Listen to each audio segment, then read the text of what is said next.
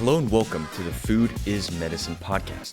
In this podcast, we'll be discussing how food has a drastic effect on our health, for good or for bad, and how food can prevent many chronic diseases such as obesity, diabetes, Alzheimer's, and fatty liver disease. Now, this podcast is part of the MedPorium program and still maintains the MedPorium mission of bringing free medical education to all. Now, if you don't know me, my name is Jahongir Karim and I'm the co-founder of MedPorium. Hello and welcome to the second episode of the Food is Medicine podcast, where we will be diving deeper into carbohydrates. Let's first start by differentiating simple or refined carbohydrates and complex carbohydrates. Now, simple carbohydrates include monosaccharides such as glucose, fructose, and galactose, and disaccharides such as sucrose, lactose, and maltose. So it's just monosaccharides and disaccharides for these simple carbohydrates or simple sugars. Now, glucose is the body's main source of energy, but let's take a step back and go back to the digestion and absorption, specifically the digestion and absorption of starch.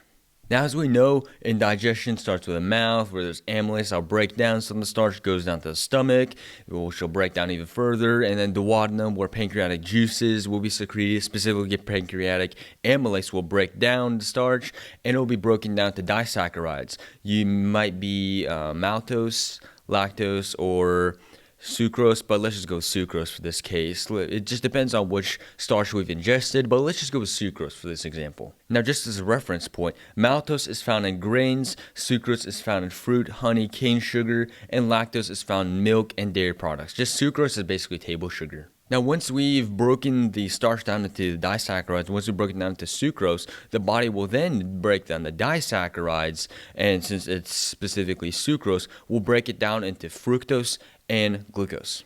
Now, there are specific enzymes for specific disaccharides. There's maltase for maltose, there's sucrase for sucrose, and there's lactase for lactose. So if it ends with an ACE, usually means it's an enzyme. And like I said, those enzymes break down the disaccharide into monosaccharides. And since we're talking about sucrose, it's going to break the sucrose down into fructose and glucose. Now, like we discussed in the first episode, the small intestines have enterocytes that have microvilli on top of them, and they wrap around the villi. Remember that? Well, with the absorption of glucose and fructose, it will go through the microvilli into the enterocyte through transporters, and then it will go through the blood capillaries in the villi into the bloodstream. Now, with fructose and glucose, once it is absorbed, it will go straight into the liver through the portal vein. Now, fiber is digested and absorbed a little bit more differently than starch because, like we talked about, fiber is indigestible. So what happens is fiber will go into the small or the large intestine mainly, and the gut microbiota will ferment that fiber and create short-chain fatty acids. Namely, those short-chain fatty acids are acetate, propionate, I hope I'm saying that right, and butyrate, as well as methane and hydrogen sulfide or gas, which is a side effect, and it's kind of uncomfortable, but with the benefits of the short-chain fatty acids, which we'll discuss in a future episode, it's worth it. Fructose also comprises of 5 to 8% of the weight of the fruit, so there's not much fructose compared to a bottle of Coca-Cola, which is high fructose corn syrup that we'll actually discuss later. Now let's understand the difference between the metabolism of fructose and glucose, because knowing this will really allow us to understand why fruit is really healthy. Now, before we discuss the metabolism of fructose and glucose, we need to be familiar with a hormone known as insulin. And insulin is released by the pancreas. And what insulin does is two things. It activates the upregulation of glucose by cells, and it results in the storage of glucose into glycogen. So insulin basically responds to a high blood glucose level and tries to take that blood glucose out of the blood, take the glucose out of the bloodstream, put it into the cells, or turn it into glycogen. Now, when fructose enters the liver, it is insulin independent, meaning it doesn't require insulin to allow the hepatic cells, or the cells in the liver, to uptake and metabolize the fructose, unlike glucose, which requires insulin. Now, once the fructose is in the liver, it's most likely going to be turned into energy, and that is where the process fructolysis comes into play. Fructo meaning fructose, lysis meaning breakdown. So it's just a breakdown of fructose. So I'm going to try to simplify fructolysis as best as I can, so just stick with me for a moment. So fructolysis starts by fructose being phosphorylated, which is basically a phosphorus being added to the fructose taken from ATP. And all you have to know about ATP is it's just energy. Now, once this occurs, we create fructose 1-phosphate, and that ATP will turn into ADP by an enzyme called fructokinase. So basically, fructokinase will take a phosphorus from the ATP, give it to the fructose, and it will result in ATP turn into ADP and fructose turn into fructose 1-phosphate. Now I'm going to skip these steps of fructolysis because we really don't have to know the specifics. But at the end, all you have to know is that the end product is glyceraldehyde 3-phosphate. That's the end product. And it's good to know that because through that end product, it'll go into glycolysis. And glycolysis is just a breakdown of glucose. So just to put it in simple terms, fructose will be converted into glucose. The fructose will go into fructolysis, which that end product will go to glycolysis and then go to energy. Now, one thing to note is that most of the fructose we ingest is fully metabolized by the liver. And this contrasts glucose because some glucose will be metabolized by the liver, but most glucose will go around the bloodstream into our skeletal muscle for a glycogen and etc. And for the skeletal muscle, just uptake the glucose and produce that into energy. And at any point, if fructose has been used by energy, it'll be just turned to glycogen. Like we talked about, fructose will turn to glucose, and glucose will be in glycogen. But that glycogen will stay in the liver. Now, glucose will enter the liver with the help of insulin. And once that occurs, glycolysis will occur, in which glucose will be turned into energy. Now, one thing to note is that the end product of glycolysis is pyruvate. And when pyruvate is created, it goes into the mitochondria. And many of you thinking right now that mitochondria is a powerhouse of the cell. But this isn't true. This is an oversimplified definition of mitochondria. I mean, what does a powerhouse mean? But it's just an oversimplification. Instead, mitochondria does oxidative phosphorylation. Now, what does that mean? Oxidative phosphorylation, oxidative, like requiring oxygen, kind of refers to as oxygen, and phosphorylation we know is the addition of phosphorus. So this is the addition of phosphorus with the requirement of oxygen to produce energy, or ATP. Now, I'm not going to go into specifics of glycolysis and the Krebs cycle and then the electron transport chain, which is what really creates the vast amount of ATP. But just know that glucose being converted to energy is known as cellular respiration. Now, the oxidative phosphorylation part, like we discussed, requires oxygen. And this is when the most ATP is produced. This is why oxidative phosphorylation is correlated to aerobic respiration. This is basically aerobic respiration. This is respiration with oxygen. This requires oxygen. Now, the antithesis of that is anaerobic respiration, which is respiration and production of energy without oxygen. Now, example of anaerobic respiration, like when that occurs, is when we're running or doing some sort of strenuous exercise. Let's just say we're sprinting, right? When we're sprinting, our legs, our leg muscles, aren't getting enough oxygen. So what happens is to get energy, glucose from glycogen, which the glycogen reserves are mostly tapped into, those glycogen reserves, glucose will be taken out, and that glucose will be converted to ATP, but through lactic acid fermentation. And this is basically a process of turning that pyruvate into some energy. Now, this doesn't produce a lot of energy compared to oxidative phosphorylation, and it produces the byproduct lactic acid, which is why when you sprint, your legs fatigue because of a buildup of lactic acid. And the body only resorts to anaerobic respiration when there is no oxygen. Now let's talk about storing glucose. Now, I'm pretty sure we're already familiar with when we store glucose, and it's stored through glycogen, but let's just go through the specifics real quick. Now, although glycogen, which is a storing unit for glucose, can be limited, it does hold a lot of glucose. Now, glycogen, which we defined as the storage unit for glucose, can be limited. It does contain a lot of glucose, and this can be primarily found in the skeletal muscles and the liver. Specifically, the fructose, which then turns to glucose, and the glycogen is mostly going to be in the liver, while the glucose, just straight glucose to glycogen, will be in the skeletal muscle. Now, glycogen is just bonded up glucose. And the best part about glycogen is that the bonds between those glucose can be broken up easily. And this is perfect when in fasting or exercise state when blood glucose levels are low, in which a hormone known as glucagon, which is secreted by the pancreas, will come into action. And glucagon is just the antithesis or just contrast, just the opposite of insulin in that it responds in low blood glucose levels and tries to release glucose to the bloodstream. And glucagon will primarily tap into the glycogen reserves, break those bonds of glucose up, and allow the body to use that glucose as energy, either for in the fasted state where we need that glucose, either for the brain needs the glucose, or if we're exercising, when our muscle need glucose, when we're curling some weights or just doing any sort of exercise. Now, when the body has enough energy to suffice any of its activities and the glycogen reserves have been filled up, the fructose and even the glucose can be converted to fat through a process known as lipogenesis. Lipo meaning fat and genesis meaning the production of.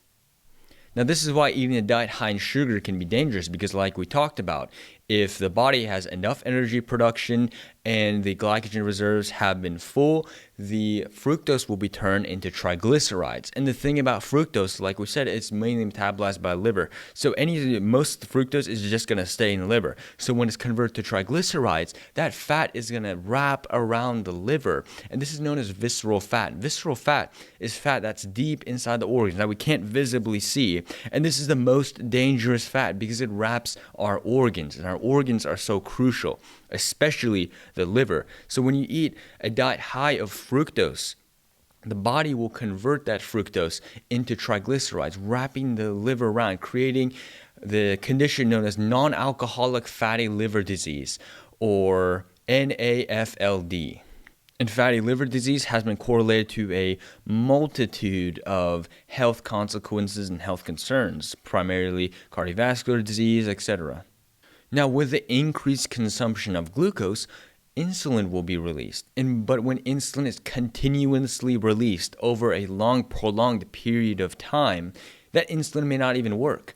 This is known as insulin resistance, and it is a hallmark sign of type 2 diabetes. And this is when the insulin released by the pancreas isn't regulating the uptake of the glucose from the cells or tapping into or creating glycogen.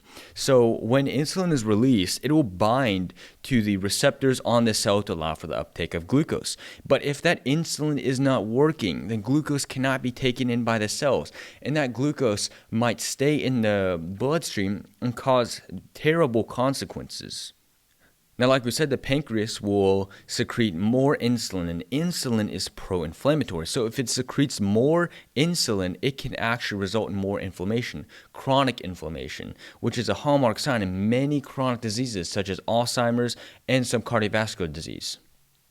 Now, like we said, eating too much fructose is dangerous, even though if it's found from fruits. Now, there's this fruit diet of eating 30 days of fruit, or there's also juice cleanses. And if you do that for a long period of time, just restrict yourself to only fructose-based foods, that fructose can accumulate and turn to triglycerides, wrapping around the liver and causing terrible health consequences. It could even affect the pancreas. And this is how Steve Jobs died. This is one of the causes that many people think of why Steve Jobs died, because of his restrictive diet of eating mostly fruits and drinking fruit juices, which really built up. And Ashton Kutcher, for the movie Jobs in 2013, tried to mimic Steve Jobs' diet just to build into the character, and he developed pancreatitis just by that diet. So it's safe to say that eating too much fructose is really terrible, even if it comes from fruit or juice or smoothies or any sort of natural source of fructose.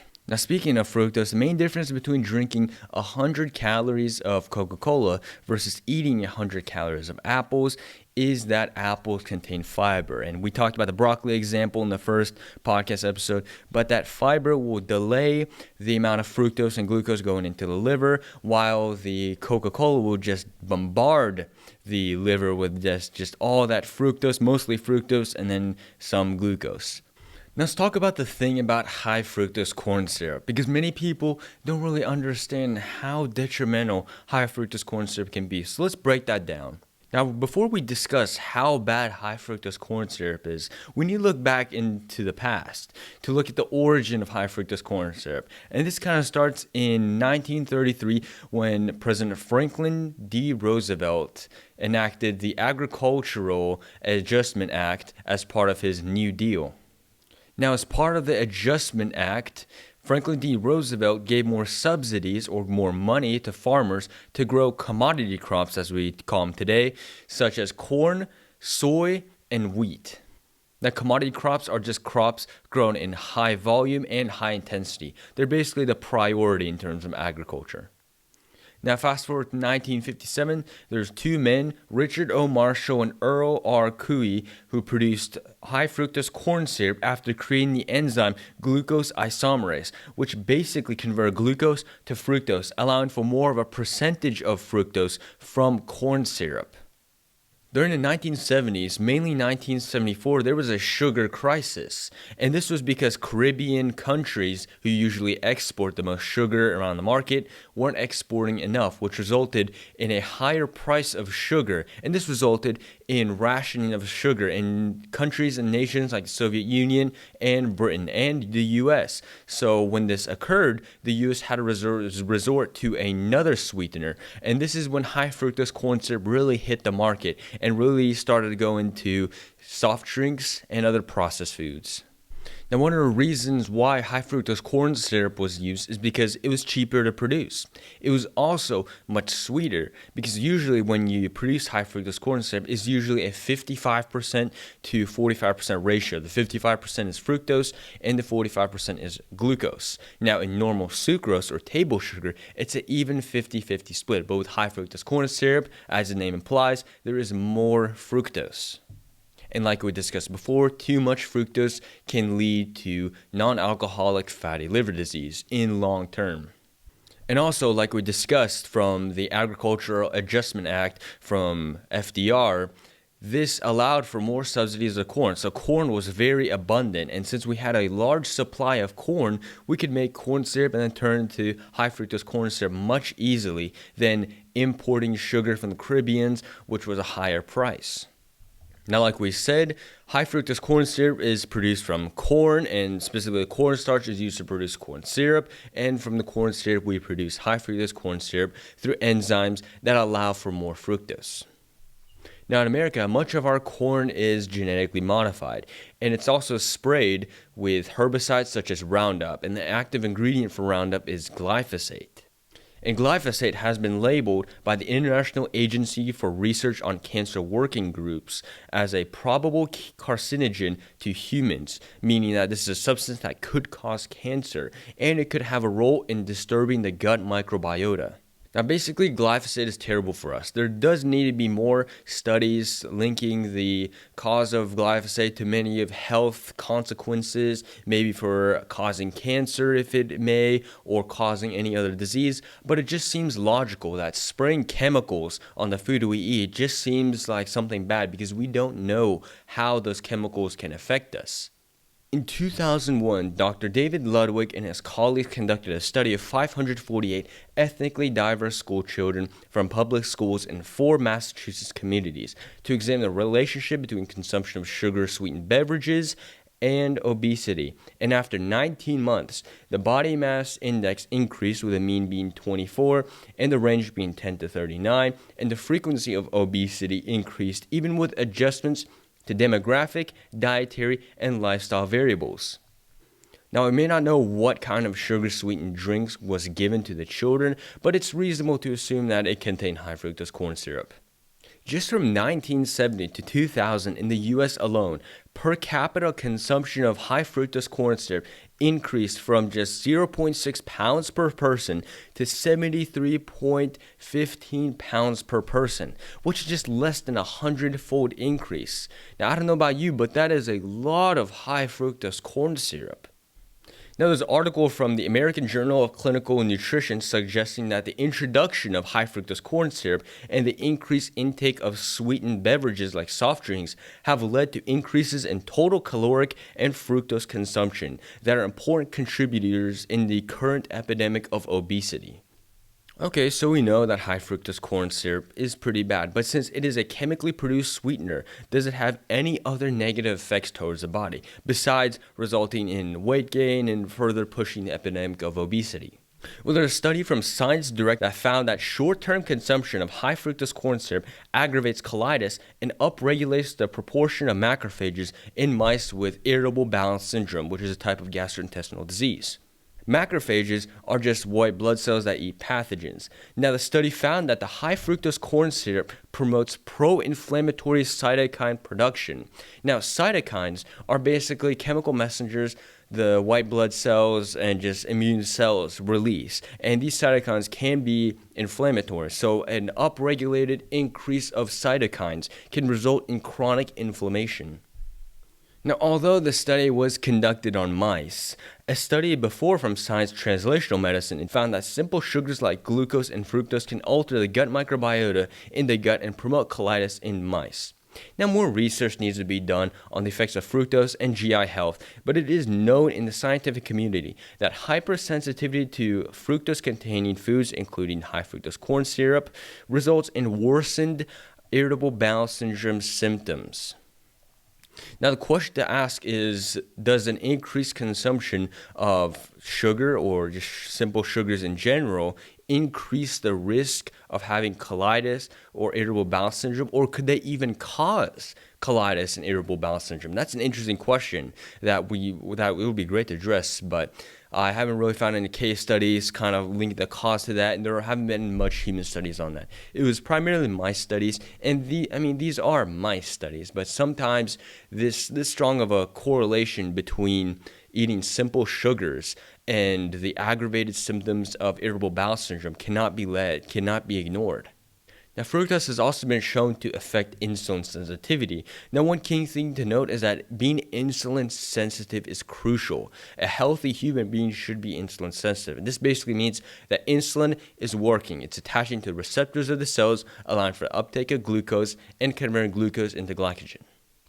Now, being insulin resistant, like we discussed before, is basically type 2 diabetes, in which insulin release isn't attached to the receptors, not allowing for the uptake of glucose. Now, for diabetics, if blood glucose levels are not managed, that glucose can just stream around the whole bloodstream and can cause complications in the future, such as diabetic retinopathy, peripheral neuropathy, and even in severe cases, gangrene. Now, there's a study published by the American Society for Clinical Investigation that investigated the effects of fructose-sweetened beverages compared to glucose-sweetened beverages to investigate which one increases body weight and visceral adiposity the most, which one promotes dyslipidemia, which is an unhealthy amount of HDL cholesterol, LDL cholesterol, triglycerides, and which decreased insulin sensitivity the most. Now, the subjects of this study were consuming the beverages whenever they wanted, making it 25% of their energy requirements. In the 10-week period, the subjects consuming fructose-sweetened beverages had a higher increase in visceral adipose tissue, increased fasting small density LDL particles, which is a significant biomarker of cardiovascular disease. Postprandial DNL increased staggeringly high than the glucose-sweetened beverages, which basically means that after drinking fructose beverage, more fructose was converted to fat and the de novo lipogenesis was activated more. So this basically means that after eating a meal with a fructose-sweetened beverage, it was easy to convert it into fat compared to the glucose-sweetened beverage. Now, they also found that glucose tolerance and insulin sensitivity were not significantly affected by glucose, but both glucose tolerance and insulin sensitivity decreased with the consumption of fructose. Now, fructose was also found to increase oxidized LDL, which is another biomarker of cardiovascular disease. Now, this is just one of many studies that show that consuming beverages containing high fructose corn syrup can lead to detrimental health consequences. Now, this doesn't mean you have to cut out all forms of fructose. I mean, it depends on your goal, but it really doesn't mean you have to just eliminate every form of fructose that you get your hands on. But it would be great to cut out sugary drinks and foods that contain high fructose corn syrup and replace that with fruit, honey, and vegetables. Now, by this time, I hope you understand that eating fructose in lower amounts is best for your overall health. Okay, so now let's talk about sugar and the brain. Now, the brain's preferred source of energy is glucose. Now, it is true that ketones are a better fuel source for the brain, but the brain and the neurons in general just want glucose. Now, glucose is absorbed into the bloodstream after it's gone through the liver and it goes out from the liver. It has to pass the blood-brain barrier, which is a very selective membrane covering the blood and brain. Like the name implies, blood-brain barrier. And for glucose to pass into the brain, it must go through the GLUT1 transport, as well as some other glucose transporters. Now, although the brain and neurons prefer glucose, this doesn't really give you an excuse to eat bowls of pasta or loaves of bread just to give yourself the excuse of eating glucose for the brain, because the body, specifically the liver, can do a process known as gluconeogenesis. And this is basically converting non-carbohydrate substances like fatty acids and amino acids into glucose. Now, even astrocytes, which are glial cells that nourish neurons, and they're just very important, very vital for the survival of neurons, they can perform gluconeogenesis. Now, one of the myths about gluconeogenesis is that if you're eating a high-fat diet or a high-protein diet, you might have a higher spike in blood glucose because gluconeogenesis converting those amino acids into glucose. But the thing about gluconeogenesis is that it's pretty stable. It's only activated when the body needs glucose, not wants it, needs glucose. So when, let's say you ate some protein, right? The only way the body will activate gluconeogenesis to take those amino acids into glucose is if you're not eating a diet that has any carbohydrates, or if you have a high-fat diet, you have no carbohydrates, kind of similar to the ketogenic diet. Your body can still, your liver can still produce glucose and feed your brain, but it will also feed your brain with those ketones.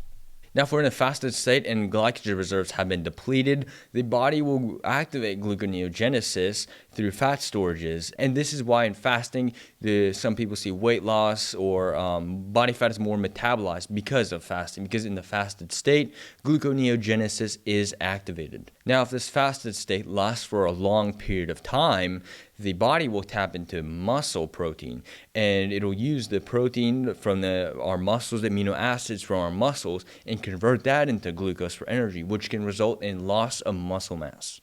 Okay, so now we talked about the brain on sugar, and in a future podcast episode, we'll discuss how the brain can crave sugar, like sugar cravings, how we can break those, etc. But for now, let's move on to complex carbohydrates, since we pretty much just been talking about simple carbohydrates, simple sugars. With complex carbohydrates, let's start talking about starch. Now, starch contains two components, amylose and amylopectin. Amylose is more of a straight chain polymer, or it has more of a straight structure, while amylopectin has more of a branched chain polymer. It's more branched out. And one thing to note is that starch contains both amylose and amylopectin. Now, what makes starch either good or bad is the ratio between amylose and amylopectin. Mainly is that if we have more amylose and less amylopectin, it's more of a better starch, while if we have more amylopectin and less amylose, it's not the best starch to eat. Now, on average, amylose consists of 20 to 30% of the starch, while amylopectin consists of 70 to 80% of the starch. Now, the reason why amylose is better than amylopectin is because amylose is a resistant starch. Now, what does this mean? Well, resistant starch is any starch that is indigestible or that we cannot fully digest. And as we learned, anything that we cannot fully digest is better for our blood glucose response. Think of the apple we discussed before. The apple has fiber, which prevents the fructose and glucose from just entering the liver and just bombarding it with just fructose and glucose. Rather, it delays the travel of fructose and glucose into the liver. Now, since it is resistant for our digestion, it is not resistant towards the digestion or specifically the fermentation of the gut microbiota, which makes amylose kind of a prebiotic because it feeds and nourishes our gut microbiota. And if we feed our gut microbiota, we live a longer and happier life. Now, we may have touched on this in the past episode, but let's just review that starch is the plant storage for energy, and starch granules are the organelles or plant organelles in which starch is produced and stored. Now, in the starch granules, there is a crystalline region which consists of compact amylopectin that is compacted into double helices, and the amorphous region, which is basically amylose chains and some branched chains of amylopectin. Now, the crystalline structure is more organized and it just looks more sophisticated compared to the amorphous structure, which is just a little messy and disorganized. Now, when starch is exposed to water and heat, for example, boiling potatoes, a process called gelatinization occurs, in which water binds to the amylose and amylopectin branches and causes the starch granules to swell. If you can visualize this, it's basically those little H2Os just branching and attaching to the amylopectin branches and kind of spreading them out because it's taking more of the space and just expanding the potato, for example, that we've been talking about. After the starch has been cooked, cooling occurs, and this is a process known as retrogradation, in which the amorphous region and the crystalline region comes back to normal so it can form the solid starch granules like before. And this is the reason why bread gets stale when you leave it out. It's because the starch wants to go back to normal. It wants to have the crystalline structures and the amorphous structures. Let's really dive into resistant starches because it's really interesting to really understand what they are and how they benefit us and where can we find them. And there are 4 types of resistant starches. The first one, or RS1, is physically protected by the cell wall, and these include seeds, legumes, whole or partly milled grains. Now, the second one, or RS2, is ungelatinized starch granules, which inhibit digestion and enzymes associated with digestion from breaking it down. Now, these include raw potatoes, green bananas, some legumes, and some high amylose starches. Now, RS3 is a starch that can be gelatinized and go through retrogradation, and this includes cooking and then cooling carbohydrates like rice. Now, there is some research proving that cooling carbohydrates like rice has a lower glycemic effect than immediately eating it. There's a study published in April 2022 that had 32 patients with type 1 diabetes above 18 years old who had 2 test meals of long grain white rice. One was served immediately after it was cooked, and the other was cooled for 24 hours in 4 degrees Celsius, and then later it was reheated. Now, they found that the consumption of the cooled white rice had a lower maximum blood glucose response. It also resulted in a significantly shorter amount of time for blood glucose to peak. Now, although this was with patients with type 1 diabetes and the sample size was a little small, it raises the idea that cooling rice before eating it might be better. The effect of experiencing this low glycemic response by cooling carbohydrate was also seen in white bread and potatoes.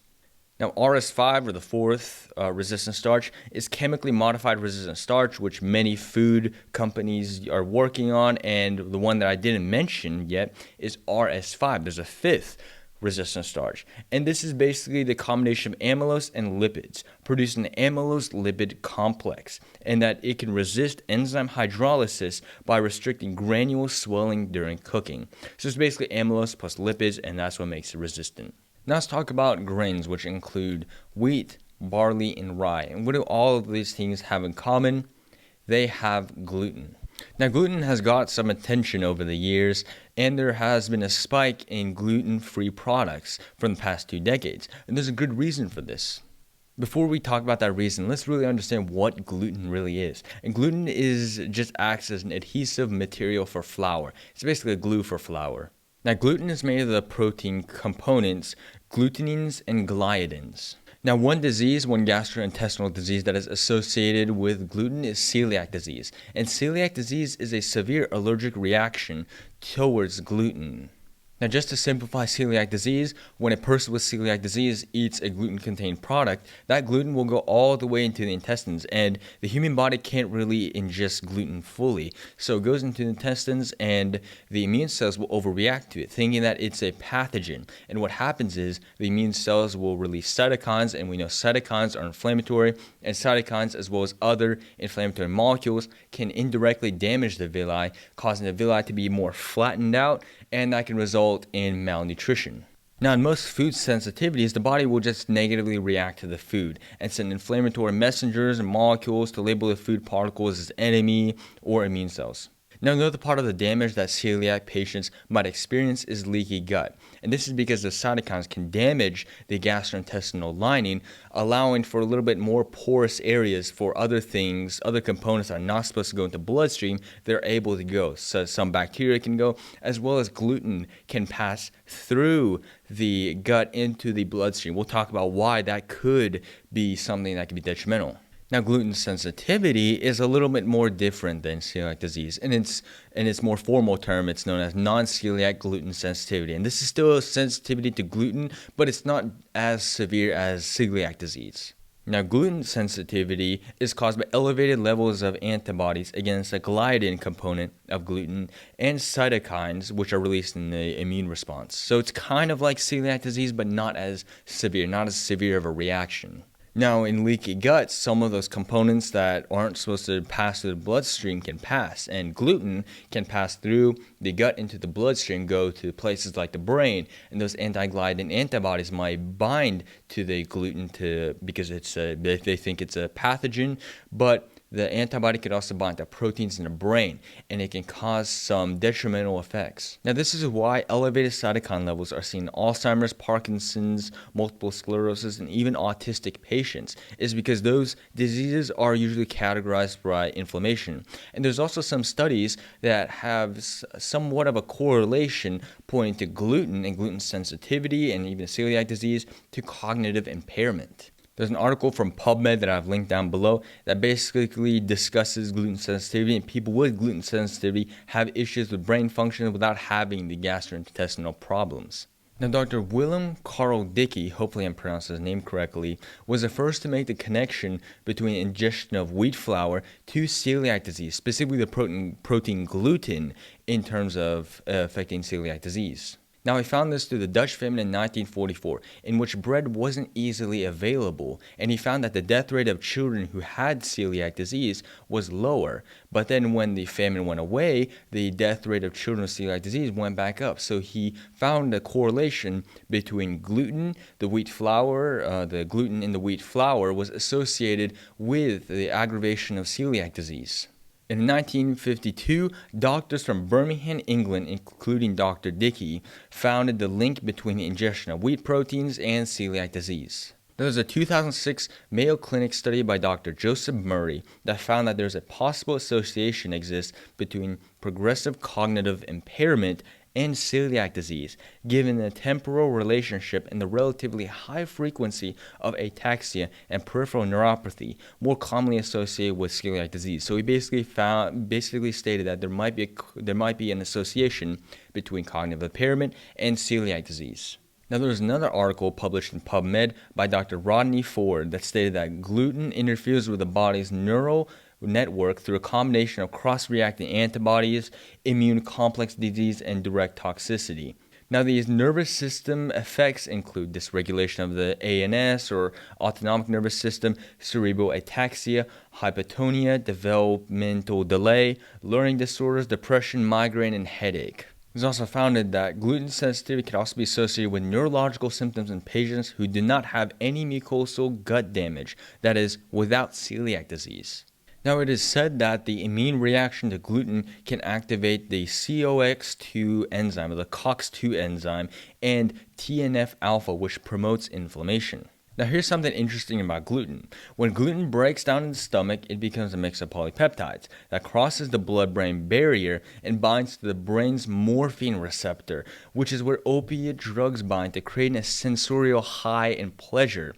This basically means that gluten binds to the same receptors that the opiates bind to, and this is the reason why bread and pasta taste so good. It's because of the gluten. Now, with this understanding of gluten and the effects that it can have, you must understand that people with celiac disease comprise of only 1% of the U.S. population, and these are the people that absolutely need a gluten-free diet. Research has shown that a gluten-free diet can alter the gut microbiome, causing a decrease in essential gut bacteria, and there isn't evidence showing that a gluten-free diet can result in weight loss. Even some gluten-free products are deficient in key nutrients, including dietary fiber, folate, iron, niacin, riboflavin, and thiamine. There's even some evidence that gluten in wheat can lower serum triglyceride levels, oxidize LDL levels, control blood pressure, and boost immune system function. And I've linked the research articles down below that kind of detail this. Now, I'm not trying to demonize gluten because many people have done that before and they tell you to eat a gluten-free diet even though if you don't have gluten sensitivity, but it depends on you. Now, it's now become a health feature for many products to be gluten-free, but when in reality, this gluten sensitivity could be caused by the glyphosate sprayed on wheat, barley, and rye. Now, this leads on to the research that I did for the podcast, and there's something very interesting I found out. It's that the people who can't eat the bread or pasta in the US can eat it just fine in Europe. Like they're more sensitive to the gluten in America, but not gluten in Europe. Now, why is this? Well, one of the reasons is that in America, we spray a lot of our crops with herbicides, pesticides. We have more additives, preservatives, etc., and more GMO products. While in Europe, they have more strict policies on GMO products, and their crops aren't sprayed with as much, or sometimes the crops aren't sprayed at all with any herbicides such as Roundup or the glyphosate.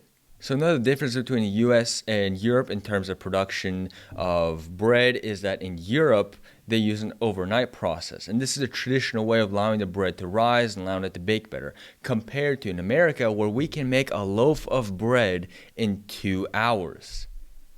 Isn't that crazy?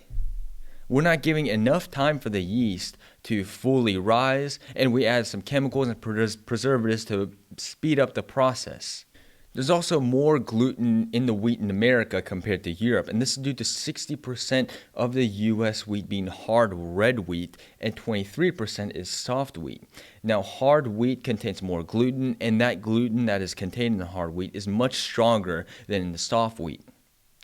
This is why soft wheat gluten can be broken down much easily compared to the hard wheat gluten. Now in Europe, higher quality ingredients are used to produce bread, pasta, etc. compared to America.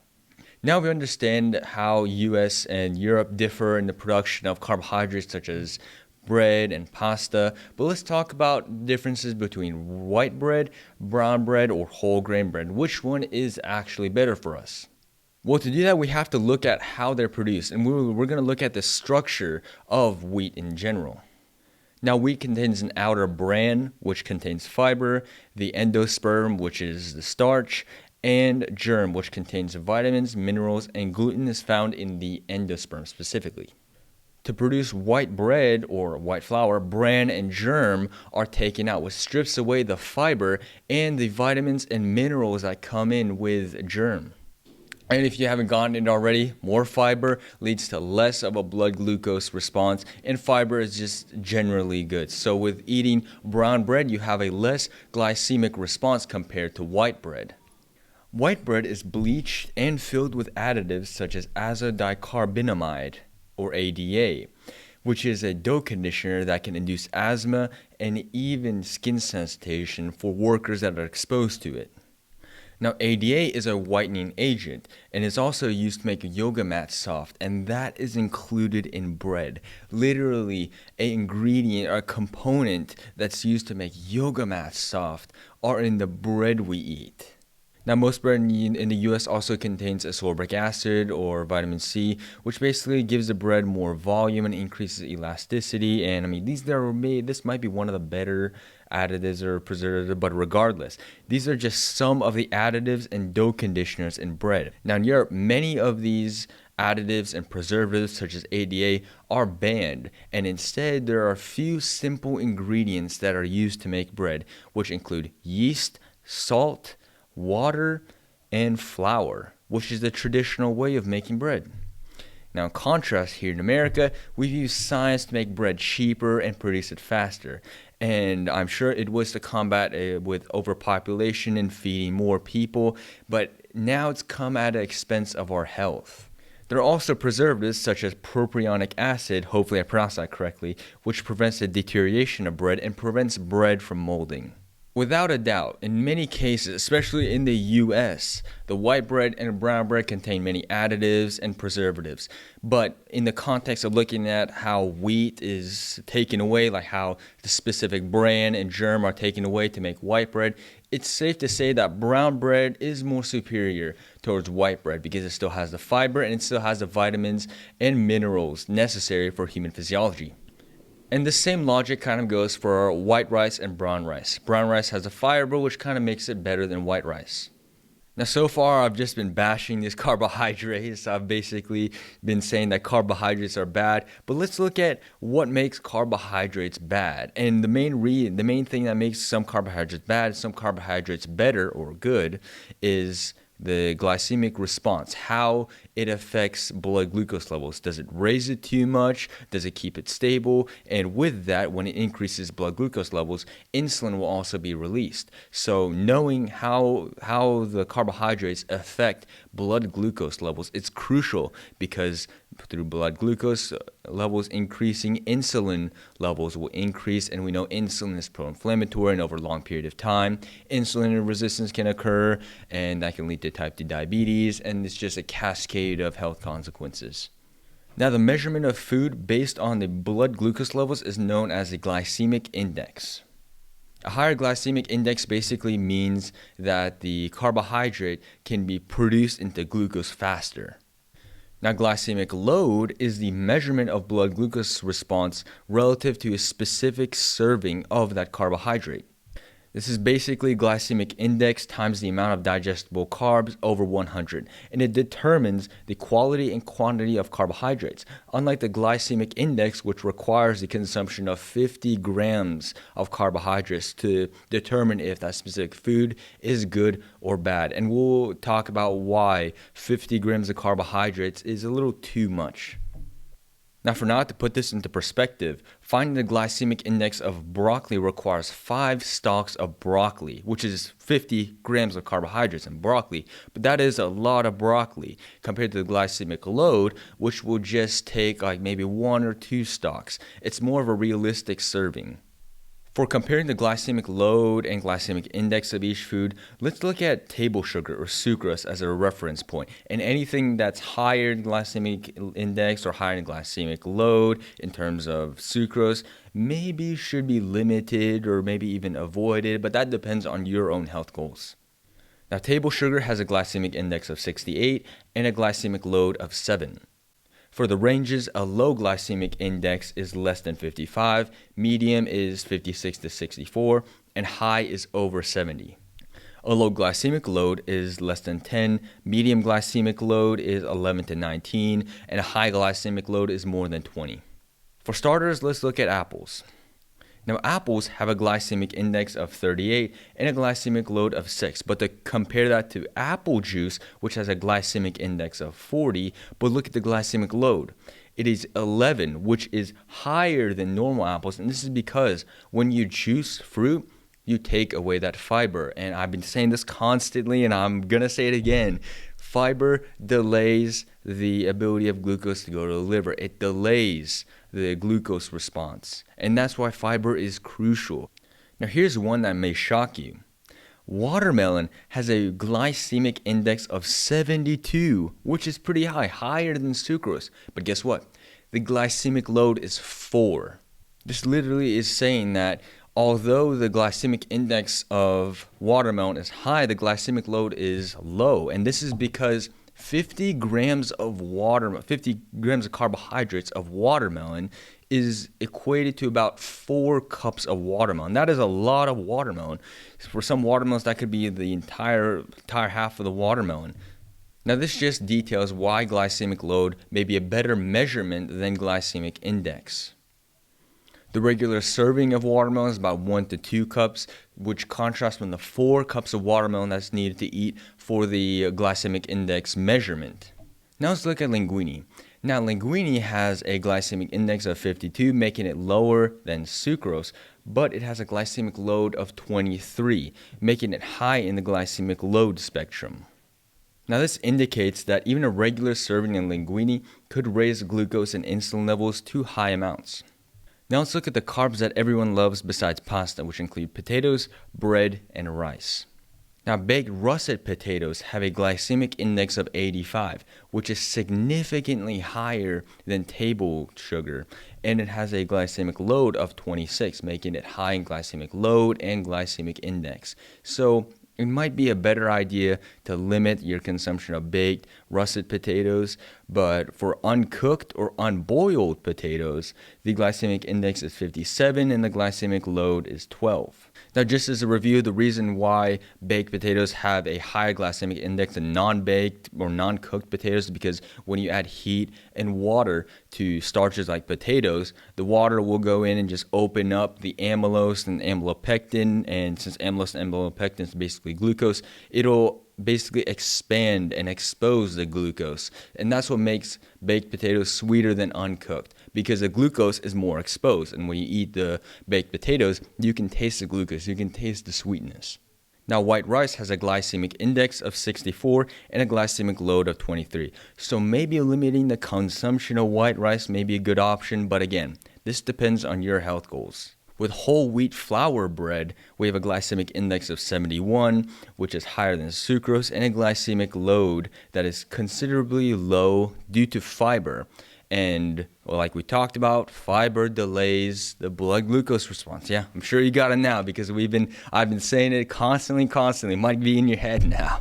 Overall, foods with a high glycemic load and high glycemic index maybe should be limited or maybe even avoided, but that depends on your health goals. Especially diabetics want to aim for a low or medium glycemic index and a low glycemic load, the types of foods that have that, but I'm not a doctor, at least not yet, so it's better to listen to an actual doctor or a dietitian. And that concludes the second episode of the Food is Medicine podcast, where we just had a deep dive into carbohydrates. Hopefully you learned something new, and as always, a Pomodoro a day will make you a doctor someday. See you later.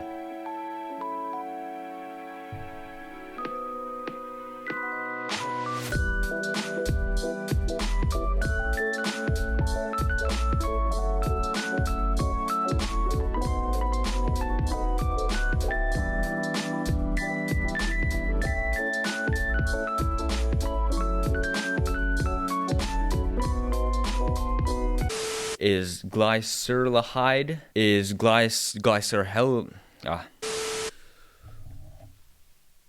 Oh, God, I'm too old for this. Research has shown that a gluten-free diet can alter the gut microbiome. Oh, am I Europe? Bread is made through an overnight process, through the traditional way of baking bread, allowing the yeast to rise, and it just bakes, Jesus Christ. Azodicarbonate, Jesus Christ. Depends on your health goals, and especially for diabetic.